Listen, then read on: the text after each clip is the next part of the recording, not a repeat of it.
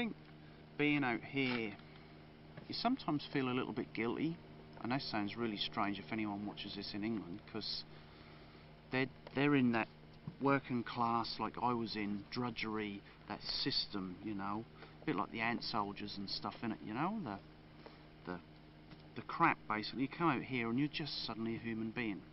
You can be as successful as you want if you want it. You know, if you've got a bit of drive, it'll be recognised for, and the rewards come with it. In England it doesn't. You just got to do your duty. You know what I mean? Since you've been here, you felt people are a lot more like-minded. You come out with a different atmosphere as well, travelling so far, you know, because it's such a struggle to get here. Once you got here, you don't want to fit into some sort of class system again. Yep, certainly one thing I've found. I'm not a class person by no means, but people do refer to our standard of living as a middle to middle upper class standard of living. You've got a quarter of an acre of land, you have the time, you've seen the video where we are. It's nice. I don't go with that class system, because out here, anyone from the Pacific Islanders, the Maoris, any one of us can achieve what we want to do. You do as much or as little as you want. You know, the more toys you want, the more work you got to do for it. But then when you got the toys, that's all they are. You know, these big four-wheel jobs or these speed boots, they're just toys for big adults, big boys. I even have a big boys toys once a year where they have everything right up from the top, from a Ferrari right down to a high-class skateboard worth £1,000, whatever. But yeah, you come out here and it's just different. You got the place to play. You think, oh, there's 60-odd million people near enough in England, and you think, oh, the tri-clubs, the swim clubs, they're going to be bigger. But they're bigger. You've been to a couple of places. Look at that little swimming pool in Henderson. It's huge, isn't it? It's to cater for how many people? What, in this area, about 30,000 people, and yeah. It's a 50-metre Olympic swimming pool. It's got 5 stage diving boards in it. It's got a separate area where they do the polo, whatever, water polo and the kayak polo and stuff. Then you've got your lane swimming that's open from 6 in the morning till 10 at night. You don't need to book it. You went with me, didn't you? And we just sort of we pick a lane separate from each other, didn't we? Because you were slow and I was fast. There were still empty lanes. Well, yeah. Always has been that way. Me dragging in your wake, so we've got to do it. Now I was skiing in yours this time.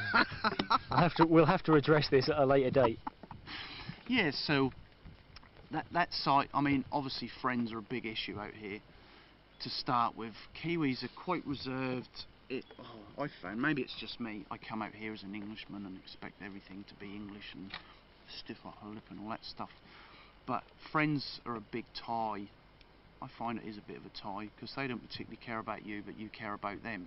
Out of sight, out of mind comes to mind, doesn't it, Phil, with a lot of people? Oh, it certainly has this time. You sort of tend to, there's a few people that stick out in my mind for you that have actually kept in touch with you, like Reedy and stuff like that, you know, but for the majority it is out of sight, out of mind, but you can't help feeling drawn to them because you know them for so long and you've done a lot of things together. But you have to put that behind you in some respect and start building new stuff out here, and hopefully a few of them come out. Like you'll come out, you know, I've seen a few people come and go, hopefully you'll come back and stay. You don't know how really anyone, you just don't know in life, Phil, who come and who stay, you know, and the world's a smaller place. But I do believe, you know, this is a better way to live, you know.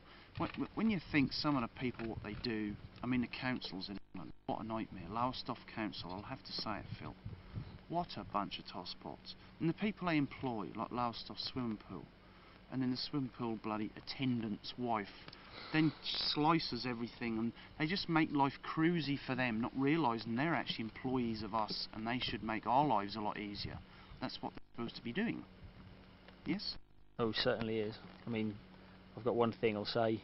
When I was at Tauranga yesterday, the guy took me out and he was saying that he's actually a lifeguard, and he was saying that the local council is going to build an artificial rock reef by one of the sort of little offshore islands there, and for one reason and one reason only, it's to try and increase or improve the surf on that particular beach.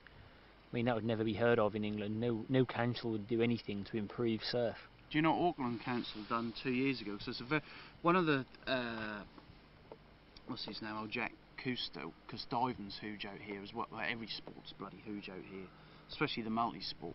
But one of his top 10 dive sites was out here. I forget the bloody name, bloody Maori names. But anyway, They then decided they had an old frigate they were decommissioning, and the Auckland Council clubbed together, got it, obviously took the engine out and all the other bits and pieces that might leak oil everywhere, and then dumped it off Auckland, so it's another dive site. I mean, you don't hear of that, you know. It's even these bloody benches the council put just by the riverside. Hardly anyone comes here, but it's here, you know. They do try, at least the council try. In Waitakere area, which is what the district we're in, like the Waveney area, we're Waitakere out here, and what they do, you have collection, you have a bin, just a green bloody big plastic bin, and you put all your glass and all your empty cans and stuff in there, and they come around once a week and collect them free of charge. And then the other side you have grey bags. Rather than wheelie bins, there are wheelie bins if you want them. The Sulu bins, yes, they're out here as well. But what you have is a grey bin, and that's what that work out, 90 cents, so it's just under 30 pence, right? And you put all your household rubbish, that can sometimes last you 2 weeks. It's a big bag, and then they take that away. Now you think of that, then they do whatever they do with that.